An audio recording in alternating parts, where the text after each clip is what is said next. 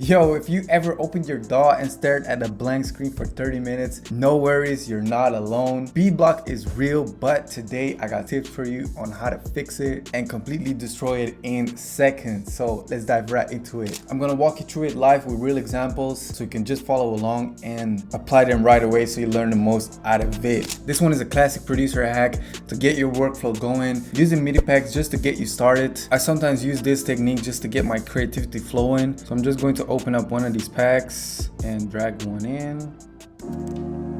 Yeah.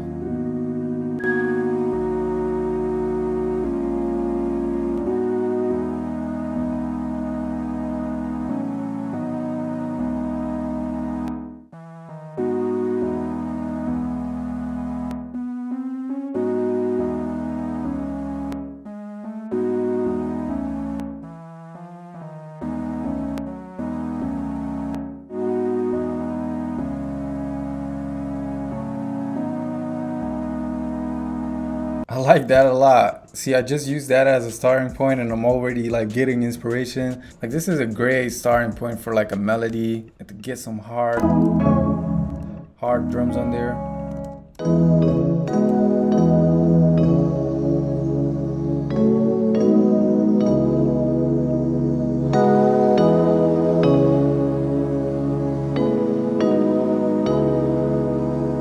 And then you can even go further with this and add like an ARP on this.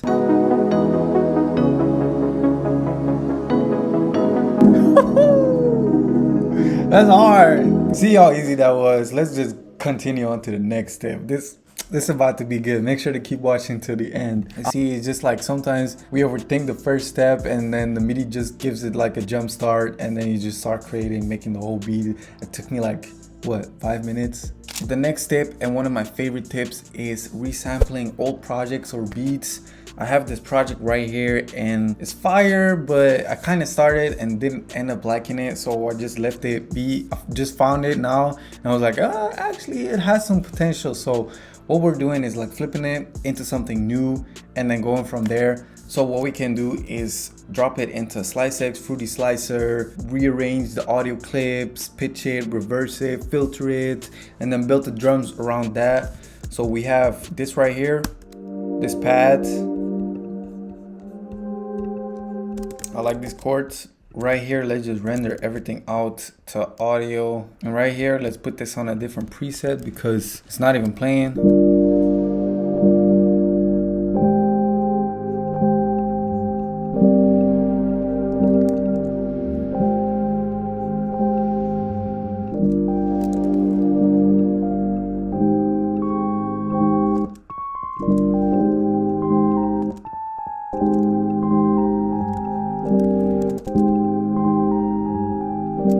See, I already have new inspiration for this melody right here.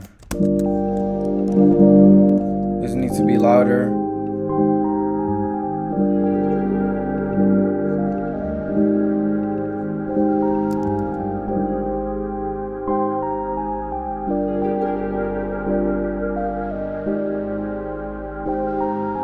Alright, I just rendered that, and what I want to do is flip this into something completely new. So let's pitch it up, and maybe why not drag up the tempo to like 135.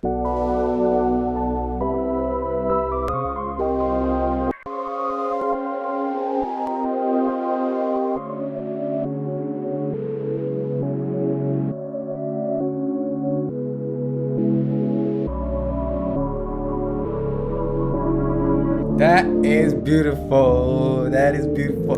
Bro, that's crazy. Real quick, add some drums just to see if it's usable.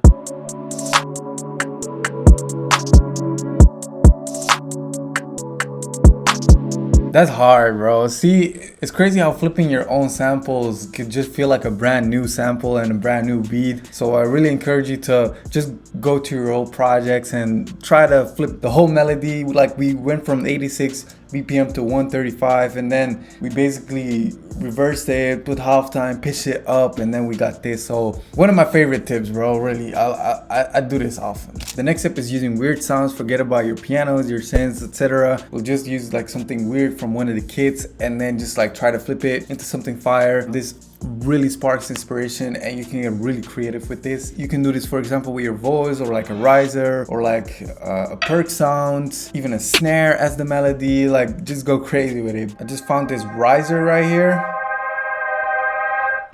I like how that sounds, so I'm gonna use that as like a starting point. So right off the jump, what I want to do is reverse this to create like a little hit and then put this on the 1.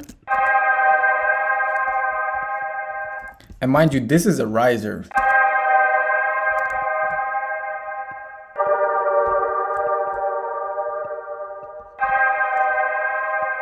And then we drag in the riser again, reverse it back. So that way it really is the riser as the melody. We just tone this down like that. Yeah. That's hard. But you see how easy it is just off of a riser. The inspiration is just going crazy. That's what I'm saying. There's literally like no limits to how you make beats and how you create stuff as long as it's fire. Even this is like, bruh. Come on, sound doctor. Hook us up. I like that. Pitch it up.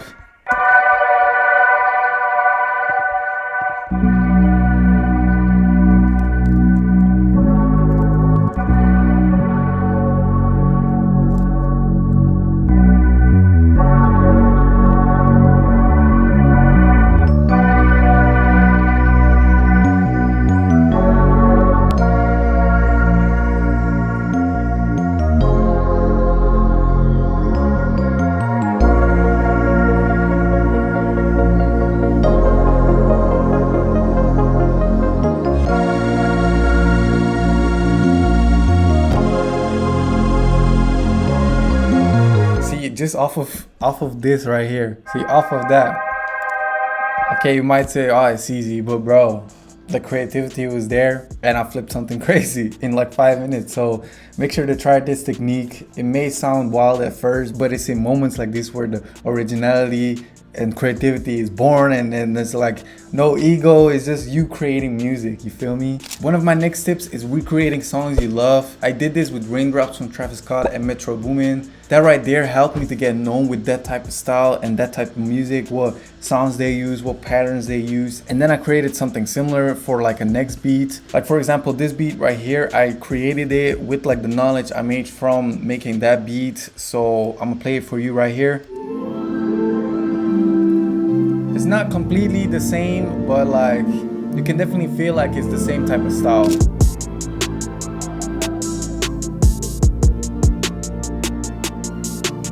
This is like a really Travis Metro Boomin type of beat, but by recreating that song, I just like had the knowledge and like the inspiration to make this beat as well, which is really nice. So that's another tip I can give you. One of my next tips is using a plugin you never used before.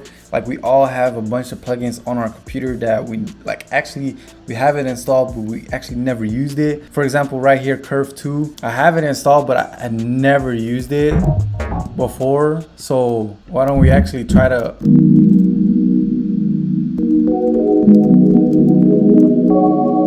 wow. See that preset right there?